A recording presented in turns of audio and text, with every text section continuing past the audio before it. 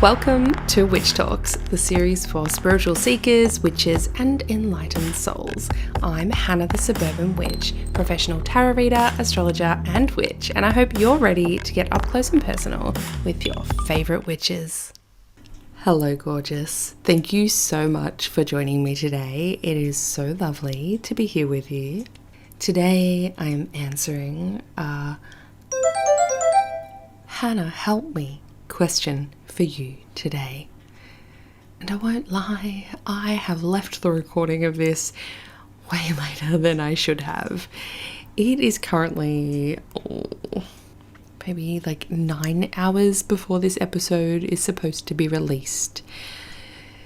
And I'm going to blame that on the fact that it's the school holidays here for us. So I've been home with the kids all day, he's been out all day, and things just got pushed and pushed and pushed. We had a wedding on the weekend, so it just ended up being very late on Tuesday night. It's literally 9:30 for me right now as I begin recording, and then I have to finish recording, and then I have to edit the recording. Oh my god, I'm going to be up all night, but that's okay because I love you guys, and this topic is excellent. But if you hear anything in the background, that's just life today. My husband's snacking in the kitchen. I keep yelling at him because it's noisy, but that is just life. So today's question comes in from Loz, and they say, Hana, help me. When people talk about the dark night of the soul, what actually is it? Is it always one cataclysmic event, or can it be a slow deterioration? I've read conflicting theories and would love your insight. Thank you, Loz. La noche oscura del alma. The dark night of the soul, which has been described as a phase or a step in the mystical development of your spirit. And to be clear, this is different to spiritual burnout, so that is not what we're talking about here today. Now, some refer to the dark night of the soul as a spiritual purification, but personally, I don't hold that belief. I also don't think it's necessary to go through one in order to be deeply and enrichingly spiritual. So don't think this is a box you need to check off. To answer another part of your question first, is it a cataclysmic event or a slow deterioration? Well, it can be both, but I do find it's more drawn out than instant tower moment vibes from experience. But I'm sure there's stories of both kinds out there.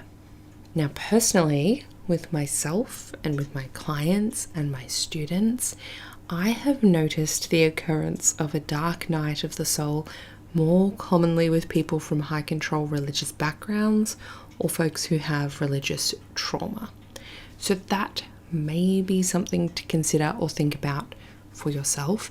It is definitely not only these people going through it, but it's just something that I've noticed. So there may be some form of correlation here. Perhaps one of the steps on the path from deconstruction to reconstruction just includes this. I'm not sure. I'm not an expert. I'm not here to be an expert. But that is just something, it is a theme that I have noticed over the last, 6 years or so that I've been doing this work professionally. Now, in modern times, the phrase dark night of the soul has become a popular phrase to describe a crisis of faith or a difficult, painful period in one's life. Personally, I relate it to the Hermit card in the tarot. And often there is an ego death kind of vibe, which often comes with a loss of motivation, a loss of energy, feeling of being lost or disconnected from oneself and the world, and it's a real ordeal. But to truly understand this concept, we must travel back in time to ye olden days to one of the first works on this topic. It was called The Dark Night of the Soul, and it was a poem written in the 16th century by Saint John of the Cross, who was a Spanish Roman Catholic priest and mystic, written most likely whilst he was imprisoned in Toledo. Now, on the basilica.ca website, I found a English translation of the poem along with a little bit of an excerpt around it, so I will recount that for you here. In the first two stanzas are expounded the effects of the two spiritual purgations of the sensual part of man and of the spiritual part. In the other 6 are expounded various and wondrous effects of the spiritual illumination and union of love with God. So these are the stanzas of the soul. There are 8 of them, basically 8 sentences in this poem, which I will read out. I am not one of those poetic type people, so look, don't come at me if I have said this in the wrong beat or something. I'm just going to read it out to you. On a dark night, kindled in love with yearnings, oh happy chance, I went forth without being observed, my house being now at rest. In darkness and secure, by the secret ladder disguised, oh happy chance, in darkness and in concealment, my house being now at rest. In the happy night, in secret, when none saw me, nor I beheld aught, without light or guide save that which burned in my heart. This light guided me more surely than the light of noonday to the place where he, well I knew who, was awaiting me, a place where none appeared. O night that guided me, O night more lovely than the dawn, O night that joined beloved with lover, lover transformed in the beloved. Upon my flowery breast, kept holy for himself alone, there he stayed, sleeping, and I caressed him, and the fanning of the cedars made a breeze. The breeze blew from the turret as I parted his locks.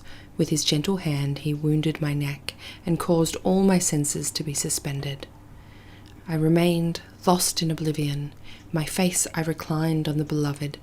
All ceased and I abandoned myself, leaving my cares forgotten among the lilies. Now, just before we get into the extra bits that I'm going to talk about this poem, can we all agree that this sounds a little homoerotic? In stanza 6, and remember this is from a Catholic priest, in stanza 6 when he says, upon my flowery breast, and then he says, there he stayed sleeping and I caressed him as I parted his locks, like, you know. Anyways, I digress, that's not what the poem is about, but it just gives that vibe. Okay, so from the first stanza chapter, like the chapter around the first sentence in this, and don't worry, I'm not going to harp on too much more on the old-timey stuff. We're going to get into the more modern explanation as we continue on. But this, I just wanted to read out. So, into this dark night, souls begin to enter when God draws them forth from the state of beginners, which is the state of those that meditate on the spiritual road, and begins to set them in the state of progressives, which is that of those who are already contemplatives, to the end that, after passing through it, they may arrive at the state of the perfect, which is that of the divine union of the soul with God. Wherefore, to the end that we may the better understand and explain what night is this through which the soul passes, and for what cause God sets it therein. And old-timey stuff, I promise. Okay, so essentially, St. John of the Cross wrote about the stages of separation from the group or the community that most religious people go through, and how it was a necessary step to forming a fully conscious bond to the divine, and how this process alone can bring about feelings of depression, madness, and isolation. And we actually see this concept across many, many religious groups and cultures. It is definitely not just relegated to the Catholic monkhood. Intense prayer, self-exploration, and self-discipline are all things that can lead to mystical experiences in many cultures and traditions. Even hearing that, you might already be seeing links to the stories told of ayahuasca experiences and the physical pain aspect alongside a separation, usually a journey into the jungle to experience getting closer to the divine and the mystical experiences that can bring. Ashrams, temples, monasteries, and convents, these are all places where people have traditionally and historically aimed to separate themselves from others, literally within thick walls or on mountaintops, in order to get closer to the divine in their own way, or in a prescribed way, depending on the religion. And I personally think this isolation aspect is quite critical in this journey, and I have seen others have similar experiences in less consenting forms of isolation, such as prison sentences, which is exactly what possibly happened with St. John of the Cross, that he wrote this whilst imprisoned. Other times this sort of thing happens is the isolation of parenting young children, and this separation aspect may also be why I see a higher instance of those with religious trauma who've gone through that separation and the isolation from their community. In the consensual context, so thinking of a monk choosing to go into a monastery, some people sacrifice their voice and take a vow of silence. Others may reduce their food intake or fast, all whilst praying or meditating. Some report having visions, hearing voices, experiencing telepathy, or even divine healing. And some who do this, especially for intense periods of time, can fall into deep depressions. But I do not want to give you the impression that all depression or mental health episodes equal a dark night of the soul, nor does a dark night of the soul always include an equal severe or sudden depression. So these days in our modern time, we collectively have access to so many religious teachings. In fact, since the Chinese invasion of Tibet and subsequent exile of the Dalai Lama, we've seen these more spiritual teachings spread across the world. It's as if the walls of the monasteries and protective ashrams have tumbled down, providing the average person with divine and extraordinary spiritual experiences from the comfort of their own home. But with this, the spiritual crisis experience has also extended out to more people, many without the support or language or the community to deal with it as well. Those in monasteries who witnessed people going through the dark night of the soul generally knew how to handle it, how to react to them. These days, most of us feel like we're caught in a fog with no idea where to turn to. That might be how you found today's episode, or perhaps it's already happened and passed and that's how you felt. But we definitely don't have a system in place for dealing with spiritual crisis of this kind. Now, the tricky thing with the dark night of the soul is that it does and it can replicate that of a psychological crisis. Not everyone would agree with me here on this point, but I actually believe they are kind of the same, and they should be treated similarly, despite one having a possibly spiritual reason. Even with a spiritual reason, someone is still struggling and still deserves support. So here's some of the things that we might see on a descent into the dark night. So it may begin with a loss of meaning, a loss of purpose, that ordinary, materialistic or rational solutions just seem to hold no satisfaction. Sometimes this is accompanied by a feeling of being right on the edge of some new understanding or a new awakening, but not really knowing how or when or why. There's often a sense of losing yourself, like, who the fuck am I anymore? Do I even want this? Is this what my life is? Is this all life is? Big questions. Big, deep spiritual questions. And usually we begin seeking rather desperately, seeking for hope, for meaning, for explanations, and for miracles. evidence or something to devote ourselves to. So these three things usually play a role: the loss of meaning, dissolution of self, and the search for more. But the crisis is coming from within. This is the difference from a psychological tough time.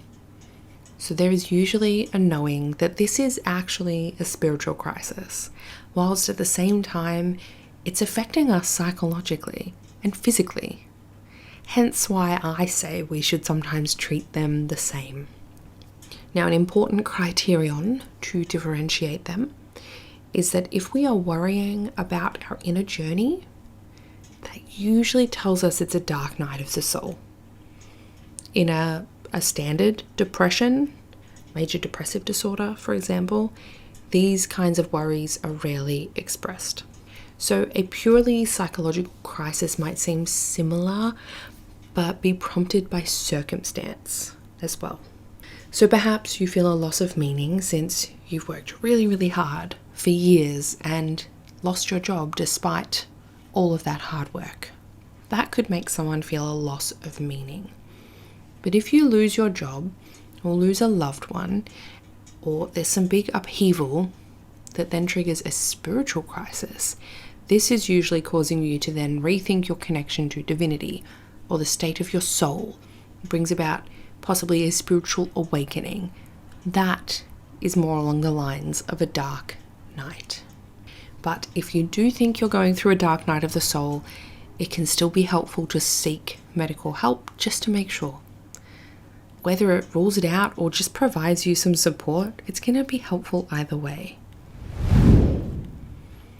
Now, whilst we're on this topic, I would be remiss if I did not mention spiritual psychosis. Whilst it's not an official diagnostic term, BetterHelp describes spiritual psychosis as typically involving delusional spiritual beliefs that have no basis in reality, which is tricky when most people who are not witches and magical folk might look at what we do and say that has no basis in reality, right? But that form of psychosis may also involve additional psychotic symptoms, so hallucinations, paranoia, personality changes, and confusion. So understanding spiritual psychosis and how it differs from other types of spiritual experiences may help you determine whether you or someone you love might be showing early signs of a psychotic episode. I know that I need to be on top of this kind of thing because of the clients that I see. There are frequently times when I'm listening to a client thinking, okay, is this checking off the psychotic episode box or the spiritual box, right? And that's part of my job. And if I think it's more on the psychotic side, I will refer them to somebody else because that is outside my scope of anything that I deal with. And it's definitely not always that. There are some really weird spiritual things that can happen that don't meet the psychotic episode checklist. But these are the following things that you would be looking out for in yourself or someone else that might sway it towards the mental health side of things. So hallucinations, which I mentioned before, delusional beliefs, disorganized thinking, speech or behavior, paranoia, confusion, personality changes, suspiciousness and unease, a social withdrawal, a decline in self-care, a disruption of sleep, and difficulty responding to reality, or hostility and irritation when others point out fallacies. So for example, someone impacted by spiritual psychosis might believe they are the reincarnation of a goddess. Like, to me, that would be a huge red flag in a client. Thankfully, I have not had someone going through that. Or that spiritual deities and supernatural beings are speaking to them. This one is a grayer line for me. So this can differ from a spiritual crisis or spiritual emergency, which is losing one's faith, going through dramatic changes, dark night of the soul, etc. Because common spiritual psychosis beliefs tend to involve ideas around maybe the end of the world, the existence of other dimensions, beliefs that one is spiritually superior or born to spiritually heal others. Not always. There are grey lines here and blurry lines. But one of the main things is these episodes are usually temporary and they last a few days to a few weeks, whereas spiritual or religious beliefs and practices are often long-term endeavors. So that last part is more what we're talking about with the dark night of the soul. It's a spiritual crisis or emergency rather than spiritual psychosis or spiritual burnout or major depressive disorder. I have put a link to the BetterHelp page. That's for the mental health information that was just listed if you would like to seek further information or help if you think that that's necessary. But let's talk now about enduring the dark night, because there are some things that can help if you think you are going through this. The first one is trust. Trust the universe, deity, creator, whomever. But the act of allowing things to just happen and having faith that it will be okay can be wildly successful as a technique for enduring this. The second thing that I recommend is ritual. So remember, this is a spiritual crisis, and spiritual crises often need a spiritual remedy. And ritual is one of those remedies. So having a ritual practice of devotion is amazingly helpful in moving through the dark night. It almost forms an anchor for you spiritually. Whether this is daily prayer, meditation, offerings to ancestors or deities, or even a wander through your garden to say good morning to your plants. However you approach ritual with intention will be good. Noting that excessive meditation can make a dark night of the soul worse. So play around with the time that you're devoting to these rituals, and if in doubt, reduce them and simplify them. They're an anchor, they are not the sole focus. The third thing I suggest is spending more time in nature. Doing something like a labyrinth or spiral walk is really great, but just any time in nature works wonders, as does having a consistent grounding practice and staying away from potentially mind-altering substances is what I would also recommend. The next thing I think is very helpful is having a mentor, friend, or advisor. Now, a spiritual mentor, religious leader, priestess can be supremely helpful to essentially midwife you through this experience. But there's a huge caveat here because it depends on the person that you choose as well. You want someone who knows what this is and how to spot when it does turn into a mental health crisis and knows when to refer you to a medical specialist. Sometimes that person is just a sounding board or a non-judgmental ear to lean on, and other times they might give you practical or spiritual advice to help you through. Now, in his book, Dark Nights of the Soul, the psychotherapist and former Catholic monk, Thomas More, makes an important observation, as he writes that the dark night calls for a spiritual response, not only a therapeutic one. The dark night calls upon the affected person to remain in the present, not bound or deluded by the past, and not imprisoned in a fixed and defensive idea about the future. The most difficult challenge is to let the process take place, and yet that is the only release from the pressure of the dark night. Every time I say dark night, I feel like I'm in a Batman movie. So he's basically saying what I've stated previously, which is trusting, allowing the process to take place, but also that it calls for a spiritual response as well as a therapeutic one. And remaining present, we can do that by being grounded in the moment. Now, Carl Jung says there is no opening to consciousness without pain. We do not wake up by imagining figures of light, but by bringing darkness into consciousness. And I think that really rings true with the dark night of the soul. But let's talk about other people's experiences. And if I had planned my time better, perhaps if I was on my ADHD meds at the moment, and it wasn't school holidays, I might have taken to my social media accounts and asked people to share their experiences and recounted them on the podcast. But I did not do that. So I'm going to talk about a couple that Wikipedia has listed in terms of famous people who have gone through the dark night of the soul. And then there's some people who have shared online publicly. And I'm just going to read a couple out from a couple of threads just to give you an idea.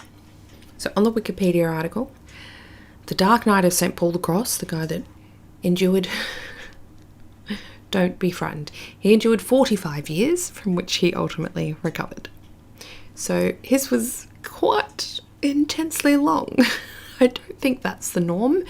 Now the Dark Night of Mother Teresa may be the most extensive such case on record. Yep, even more than that. Having, in her words, endured from 1948 almost until her death in 1997, with only brief interludes of relief according to her letters. Yikes. Inayat Khan states, there can be no rebirth without a dark night of the soul, a total annihilation of all that you believed in and thought that you were. And Joseph Campbell states, he's the guy that did The Hero with Many Faces. I think that's the name of it. It's the hero's journey. He stated that the dark night of the soul comes just before revelation, when everything is lost and all seems darkness. Then comes the new life and all that is needed. Alright, so 2 years ago, North-regular-8964 posted on a Reddit thread in the Spirituality Reddit. How long did the dark night of the soul last for you? There's a bunch of amazing responses. I'm just going to read a couple of them out. Some of these users are completely gone, they're deleted. I don't think we need all of the names listed. I'm sure you can find this one with the information I just gave you. One person said 4 years. 4 long, broken years. Another person says, if I'm really honest with myself, probably 10 years total. Someone says 3 years for me. Another person says, same, I'm at the end of it, surrendering and just letting it all happen. Someone else says, I must have a lot of surrendering to do because it lasted 9 gruesome months. Violent, horrible, life-altering, and fearful. But this was after a powerful spiritual awakening that I presume dislodged trauma from the walls of my inner self. This last dark night was the most harrowing experience of my life, but I am eternally grateful for it. Someone else says, I've experienced depression years ago, and I am going through the dark night. They are definitely not the same thing. In comparison to dark night, depression feels like just being bummed out, but not to minimize depression because it is very serious. Someone called it a spiritual depression. And the rest of the responses are anywhere from 6 months to 10 years on average, if I flick through all of them. It's a pretty long thread response. A lot of people have likened it to being near their Saturn return or just before it as well. So on that point, because I think it is a useful point, the Saturn return, which is when the transiting planet Saturn is conjunct or returns to the natal Saturn placement in your birth chart. This happens around 28 to 30 years, usually around 29 and a half years old, depending on the retrograde cycles. For me, I had 3 Saturn returns. Yippee. Now, usually it's a time where something matures you. It's like a transition period where you go from young adulthood into actual adulthood. It feels like you're stepping into more of the fullness of yourself. A lot of people get married, change careers, have a baby, buy a house, have a different career track. Like there's lots of different ways it can come about. But I do think sometimes a lot of people get the Saturn return confused, because I hear people saying things like, oh, my Saturn return came really early. I'm like, that's not quite how it works. But there is another transit that I don't think gets enough airtime. And this is one that happens around your mid-20s, again, depending on placements and retrograde periods. This is when transiting Chiron opposes your natal Chiron. If you don't know what that is, that's okay. You don't have to know any of this stuff. But if you're curious, I will tell you a little bit more. So it generally happens around your mid-20s. It is a time when it might feel really difficult and you might feel really vulnerable. Some people say it's like a quarter life crisis and we can feel really lost. What does that sound like? Sometimes we go through questions like, I don't know what to do, or who I am, or where to go. What does that sound like? So when I look back at what I was describing as my dark night of the soul, it was also this transiting Chiron, opposing my natal Chiron, going straight from that into my Saturn return, which prompted a lot of huge changes. All of that and the external pressure and external life changes that were happening, prompting these huge spiritual shifts. It was kind of like when I'd gone from being agnostic for so long and not really thinking about it to being almost like having my hand forced into figuring all this crap out. I wasn't ready for it. It made me feel lost, untethered. It was like the rug got pulled out of my feet. And for me, I reckon it was a good 2 years of feeling that way. And I think some of that comes to the transits and some of that comes to a dark night of the soul, spiritual awakening aspects, all being tied up with a lovely black bow. And I'm grateful for it. I am grateful for it. And I want to note as well that I am someone who has gone through depression many times throughout my life, since the age of 12. So it's something that I'm very familiar with. And this one felt different. It felt different. I still went and got the normal help that you get for depression. And that was useful in just like everyday stuff. And I was thankful for that part of it. But at the same time, I was very reliant on my spiritual practice to pull me out of it. And that, plus my intuition of following my intuition, is what did pull me out of it. It just kind of felt like falling into the rabbit hole in Alice in Wonderland. Kind of like a painful fall, but magical at the same time. And it's really kind of hard to come back and talk about. And I think that's the problem with this topic, is a lot of people are like, oh, it was really hard. But I don't know if it's time gets funky or the details get smushed into something. Plus it can be really personal. So you don't hear a lot of people talking about the actual details. And that's okay. I don't think we need that. Just remember, whatever you're going through, it is a journey. We've got some helpful tips in this episode. Feel free to listen again if you think that will help you. Seek medical help if you think that's necessary. And also get out into nature. Trust that it's happening the way it's supposed to happen. You got this. And send this episode to someone who you think might be going through this, or who might need to hear this episode as well. So that wraps up what I have to say on the topic. A couple of books that I can recommend are Anatomy of the Spirit by Caroline Myss. She does talk about this in the chapters on the 7th energy center, which is the crown chakra. It's an older book, but it was really useful in my spiritual reconstruction and understanding. I do really enjoy the information that is in that book. Liz Green has written one from an astrological perspective. I haven't read that one, but it is called The Dark of the Soul, Psychopathology in the Horoscope. So that could be a great one if you are curious about the astrology aspect. You can even get The Dark Night of the Soul by St. John of the Cross to read through. It is about as dry as what you heard earlier though, so just a fair warning on that one. But it is available. You can probably find it for free on a lot of the Catholic websites as well. To wrap it up though, in some ways the Dark Night of the Soul can feel like an initiation. As I've said earlier on, it doesn't feel like a quick thing, more of a longer drawn out period. I journaled heavily through that time period for me, and I think that was really useful in processing what was happening. And I swear I had some big psychic upgrades during that time as well, which also added to the confusion at the time. but I'm very grateful for now in hindsight. God, hindsight's a bitch, isn't it? So just as a little warning to you, we have 2 more episodes left for this season. Oh my goodness. So this is episode 88. Can you believe that? 88 episodes. Wild. Amazing. I'm so proud of myself. So 2 more episodes, because I do 30 episodes per season if you hadn't noticed the trend. And then we're having a big break.